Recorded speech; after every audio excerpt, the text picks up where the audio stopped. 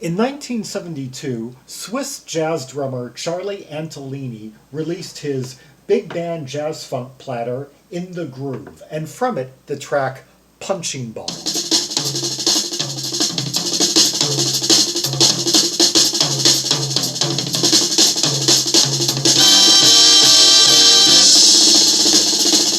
The moment I first heard his drumming, I was just like,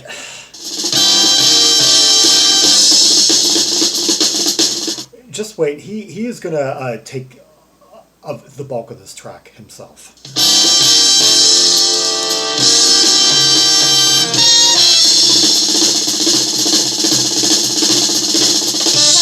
Who needs a band when you can do that?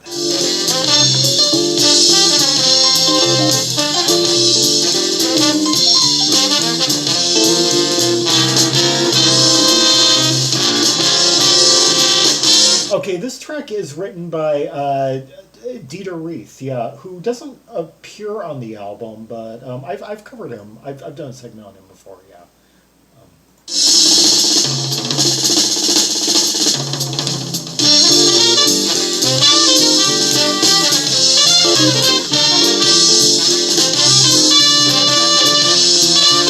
It's worth knowing that 2 Dieter Reith tracks are on here despite his own non-appearance on here.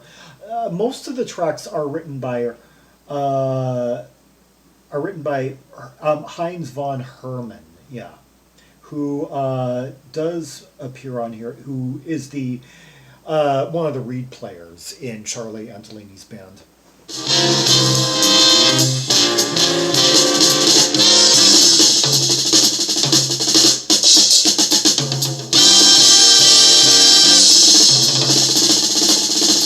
All that snare he puts in.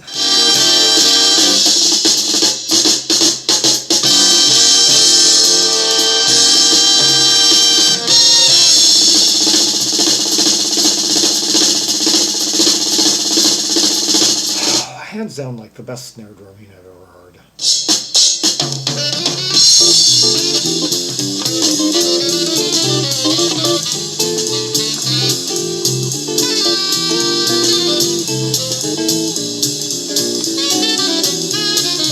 Okay, and we're hearing a bit of cocktail guitar there from Siegfried Schwab. And I've talked about him before. Yeah, he was in Embryo for a time. He was in Etc. The Peter Herbolzheimer rhythm combination. Sincerely PT. Yeah, quite prominent on the German jazz scene.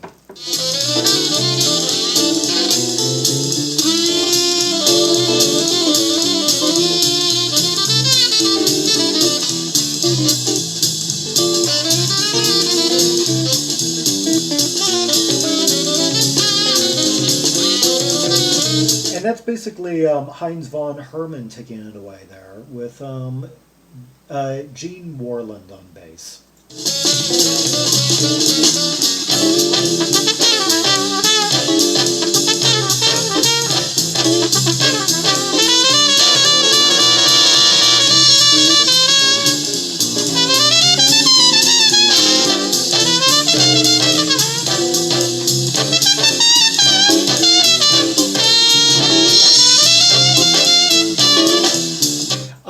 Act van Rooyen, yeah, on trumpet.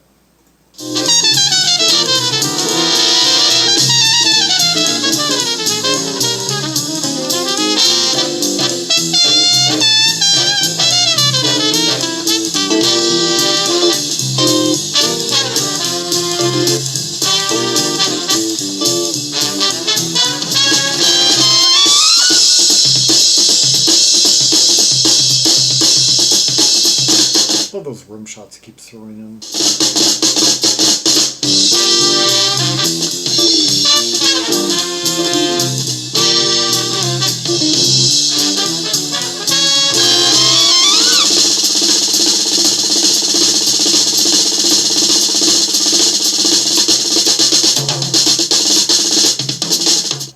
He could just solo for the next 5 minutes.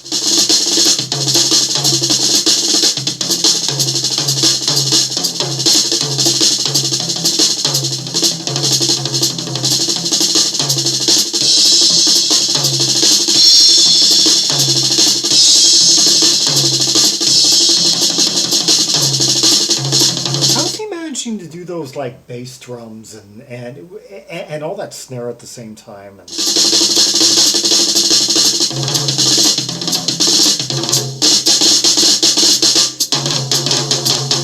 okay, I heard a slight break from. Okay, I heard a break from the snare as he hit the toms, but.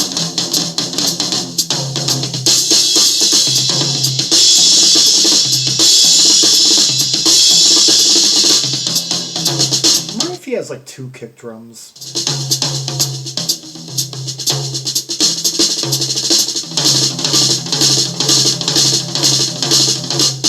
Hear him like hitting both those like drums at say like running the snare throughout and then hitting those.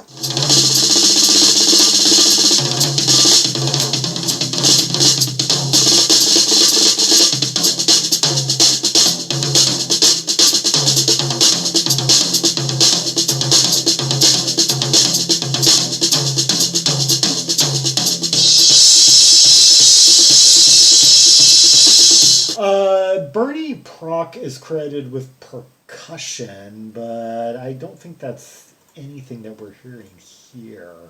No.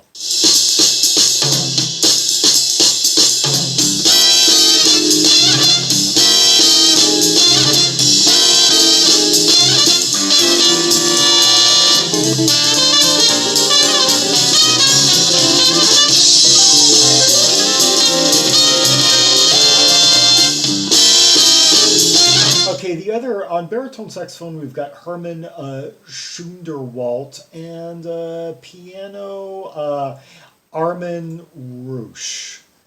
And yeah, most of these guys had played like on easy listening albums and such, like on the German scene going back, Yeah, Armin Rusch has a really interesting cover to his I've never seen this before. His 1969 Beat Fur.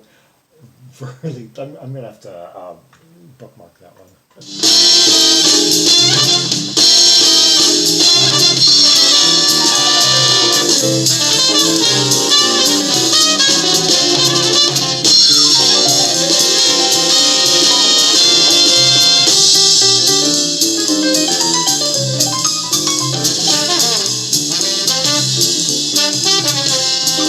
I wish there had been a little bit more piano on the rest of the track, but frankly, I could take or leave the whole big band brassy component of this track. It's the drumming that really draws me in here. This is a drummer's album.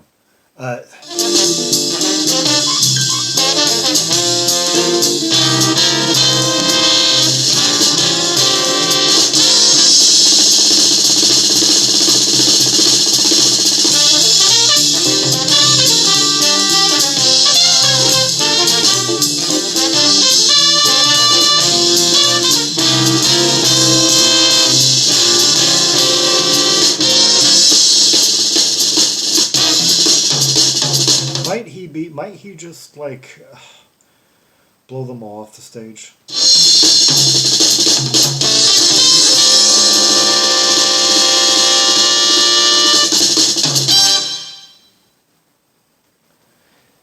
Charly Antolini from his 1972 album In the Groove, the track Punching Ball. Let's hear one other track from the album, Gringo Domingo. This one written by our main writer on the album, Heinz von Herman.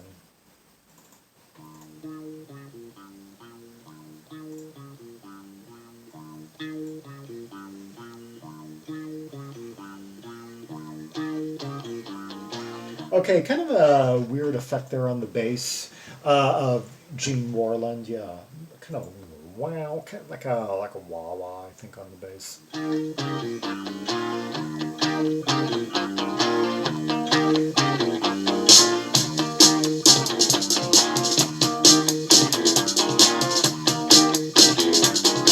And now, instead of like impressing us with like fills, he's giving us this really tricky drum pattern that's quite sample worthy.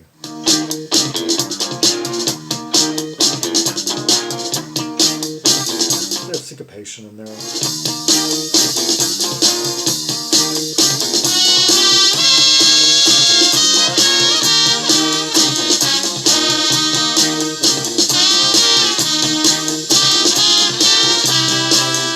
right? 1, 2, 3, 4, 5, 6, 1, 2, 3, 4, 1, 2, 3, 4, 5, 6, 1, 2, 3, 4, or like 1, 2.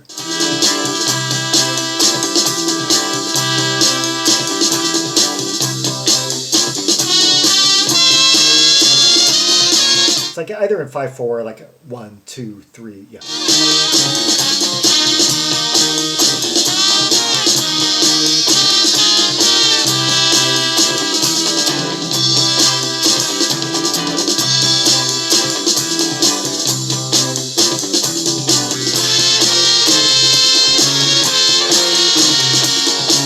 Okay, and who else are we hearing here? Let's see. The other trumpeter. Oh, trumpet Dusko Gojkovic. He's another one of the trumpeters on here. And trombone Rudy Fuzers.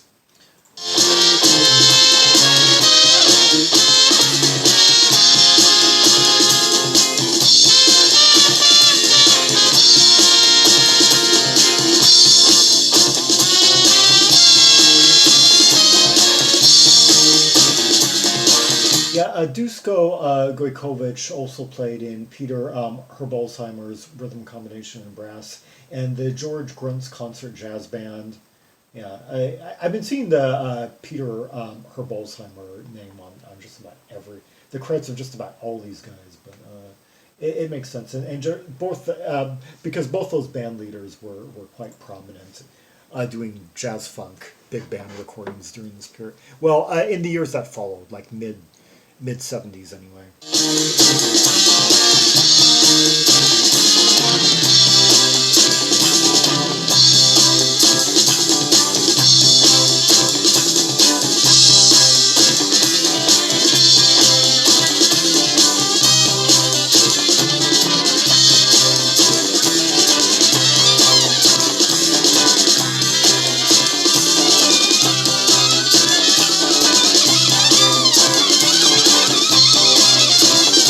Now the brass is getting really dense. It's getting kind of expressionistic.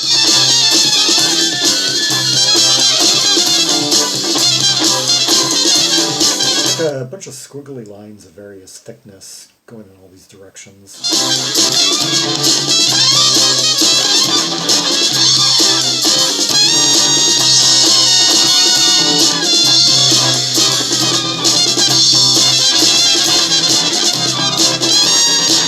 Basically just like a 5/4 groove in a single key. Duh, see?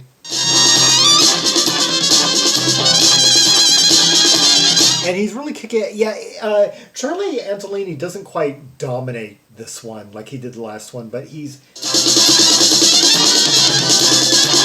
giving us a lot of fills right here. He'd been giving us like that tricky, like really emphasis that basically like that 5/4 pattern or like 10/8 with it was basically like a bar of 6 and a bar of 4 with some like jerkiness in that 4. And now he's just starting to like play right over it.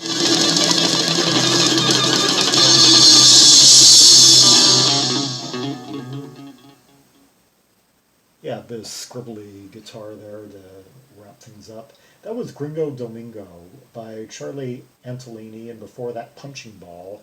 2 tracks from his 1972 release, In the Groove, on MPS Records, BASF.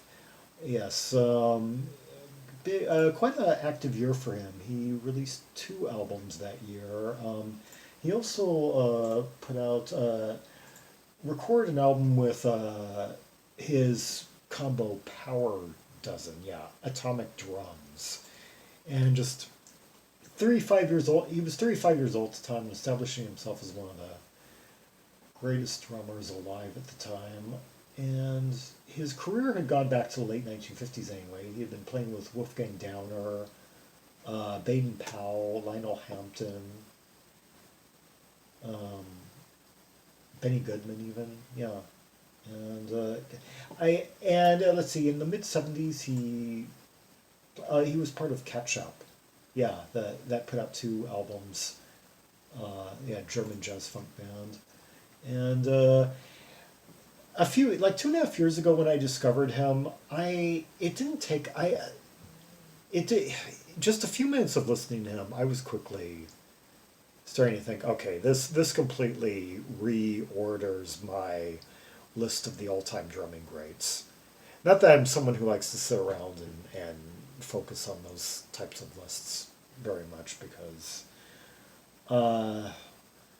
even like I've come to the point where I've heard so many records and listened to so many artists that and then and then even that I keep finding stuff that I haven't even, and even if I am to like cut things off around 1990 or so, there's just I keep finding more stuff from the 70s, early 80s that I've never heard, and it just I realize I'm never going to be able to hear it all. No one can on a single. That's why I kind of refrain from deeming who is. But he quickly kind of brought John Heisman, Buddy Rich, the guy from Artie Maestre. Let's see, Guigou Chenevier. Let's just say he brought all the other people I tend to think of when I think of the best drummers. You know, Alphonse Mouzon, Billy Cobham. Yeah, brought them down a peg. Yeah, or really challenged their place right at the top, whichever of those it might be. Yeah. Anyway. For more Rubies and Sapphires from those two 1972 Charly Antolini albums, see the directory of albums by artists from landlocked Europe, Switzerland and Austria. I originally thought he was Austrian, and then I've been able to confirm that he's actually from Zurich, Switzerland, yeah. I think because his two albums had, so sometimes it's like an issue with the flag on Anyway, like and subscribe, follow me on social media, share the video, and leave a comment if there are any observations you have about the two tracks we just heard. Yeah, the music, the big band arrangement, or most importantly, the drum fills, the drum solos. And that first track in particular, was that one of the most just just jaw-dropping drum solos you've ever heard? I mean, it could have gone on for another 10 minutes and I wouldn't have gotten bored. And there are very few drum solos drummers who I think have the skill to really earn their keep in that department for like a sole spotlight for that period of time. Yeah. Until next time, this is Zaragon, the world's most ear-troubled drum maximalist, signing off.